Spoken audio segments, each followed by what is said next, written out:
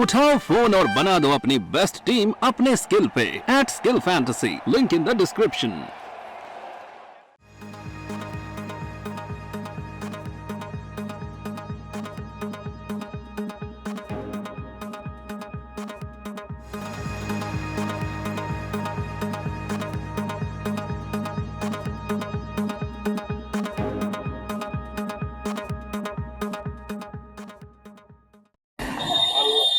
काफ़ी कसमकस के बाद आखिर बदायूं का टिकट फाइनल हो ही गया।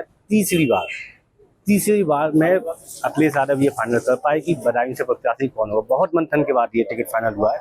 आदित्य यादव आज नामांकन पत्र दाखिल करने जा रहे हैं। अभी आदित्य यादव जी ने नगला मंदिर पे माता के दरबार में अपना माथा टिका है। आदित्य जी, अभी आप पहले शिव जी के मंदिर में गए, वहाँ पे आप पूजा अर्चना करी, अब आप माता के दरबार में आए। देखिए, शिव जी हम सभी की आस्था है, शिव भगवान और माता में। और जब भी कोई बड़ा काम या शुभ काम शुरू किया जाता है तो आशीर्वाद लेना जरूरी होता है। तो वही करने हम लोग यहाँ पर आए थे, पूजा अर्चना की, आशीर्वाद लिया। और इस लड़ाई में जहाँ सत्य की लड़ाई लड़ने का काम समाजवादी पार्टी कर रही है, हम सभी लोग पूरी तरीके से इस बात को मानते हैं कि बदायूं की जनता भी इस लड़ाई में समाजवादी पार्टी का और हमारा साथ देने का काम करेगी। अभी आप पहले शिव जी के मंदिर से आए, तिलक लगाया, अब आपने चुनरी डाल दी, अब आप जा रहे हैं दरगाह, अब आप जालीदार टोपी पहनेंगे। क्या संदेश है इन सब जगहों पे जाने का? सभी लोगों को एक साथ लेके चलना है। समाज किसी एक धर्म या जाति से नहीं, सभी समाजों को सभी का सम्मान होता है। तो सभी अपने बड़ों का, सभी अपने तीर्थ स्थानों का आशीर्वाद लेना भी जरूरी है। इससे ये भी दिखता है कि सभी समाज को समृद्धि में लेके चलने का काम समाजवादी पार्टी करेगी। और निश्चित ही जो विकास कार्य यहाँ पे रह गए थे, जो विकास कार्य पूर्व में कंप्लीट नहीं हो पाए, पूरे नहीं हो पाए, उनको पूरा करने का वक्त आया है, तो इसको भी पूरा करेंगे हम। ठीक है, राजनीतिक सवाल। अभी जब टिकट आपका हुआ उसके बाद बीजेपी ने एक पोस्टर वायरल किया है जिसमें उन्होंने कहा है कि पहले भतीजे ने चाचा को फंसाया, अब चाचा ने अपने बेटे को फंसाया। आपको कुछ वो ऐसा इंगित करें कि आपको फंसाया गया है? देखिए, ये तो उनका नजरिया है भारतीय जनता पार्टी का। यहाँ की जनता की अगर सेवा करने का मौका मिलता है तो भारतीय जनता पार्टी को लगता है कि लोग फंस गए हैं। हम इसको ऐसा नहीं मानते। हम यही मानते हैं कि यहाँ नेताजी भी चुनाव लड़े हैं। ये वो धरती है जहाँ से नेताजी से लेकर आदरणीय धर्मेंद्र यादव जी ने काम किया है। और आज मुझे अगर मौका मिल रहा है तो मैं अपने आप को सौभाग्यशाली मानता हूँ। और परिणाम कुछ भी हो, इस सेवा में अगर समाजवादी पार्टी ने लगाए तो इसको जीवन पर्यंत हम निभाने का काम करेंगे। और जैसा मैंने कहा कि आपका अगर मन साफ होगा तो सभी चीज़ आपको साफ दिखेंगी। मन अगर आपका गंदा है तो फिर निश्चित ही ऐसे सवाल निश्चित उठाएंगे। अच्छा, आप बदायूं में इतने वक्त से घूमे, आपको क्या लगता है बदायूं में क्या ऐसा रह गया है जो अभी भी बदायूं को अधूरा बनाए हुए कि आप कैसे, मतलब अगर आप MP बनते हैं तो क्या आपकी पहली प्राथमिकता होगी जो आपको लगता है आपको बदायूं के लिए देनी है? सबसे पहली प्राथमिकता जो सड़कों की जो आज जर्जर स्थिति है उसको ठीक करना।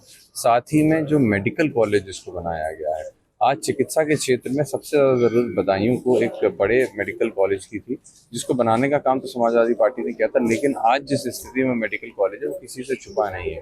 तो उस मेडिकल कॉलेज को वापस दुरुस्त स्थिति में लाना हमारा प्राथमिकता होगी, क्योंकि बीमारियाँ जिस तरीके से बढ़ती चली जा रही हैं, चाहे वो कैंसर हो, हार्ट अटैक हो या अन्य बीमारियाँ हो, वायरसेस हो, इन सब से लड़ने के लिए बदायूं को तैयार रहना चाहिए।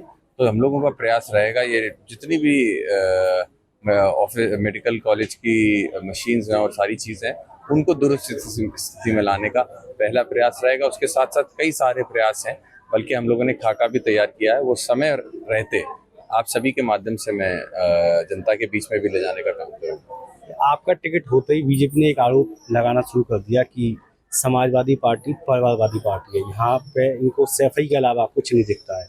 क्या कहेंगे आप?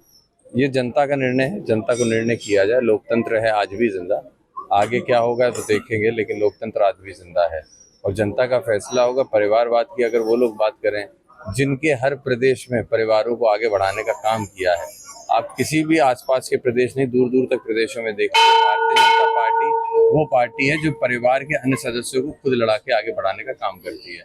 और हम उसको भी गलत नहीं समझते। अगर कोई योग्य है तो लोकतंत्र के अंदर जनता इसका निर्णय करेगी कि कोई योग्य है कि नहीं। अगर बदायूं को मैं योग्य लगूंगा तो ये बदायूं अपना आशीर्वाद देने का काम करेगी। इससे कोई अगर परिवारवाद की बात करता है तो मैं समझता हूँ ये निराधार है, इससे कोई मतलब नहीं रह जाता। आपका ये पहला चुनाव है, सपा के घर में आप खड़े हैं, कितने कॉन्फिडेंट महसूस कर रहे हैं? मैं अपने घर में खड़ा हूँ गढ़ वो कहते हैं जो किसी चीज़ पे बहुत अहम होता है। मुझे सम्मान है, मुझे बहुत खुशी है। ये मेरा गढ़ नहीं है, मेरा घर है और मुझे पूरा विश्वास है यहाँ की जनता हमारे सभी बड़े हम लोगों को आशीर्वाद देने का काम करेंगे।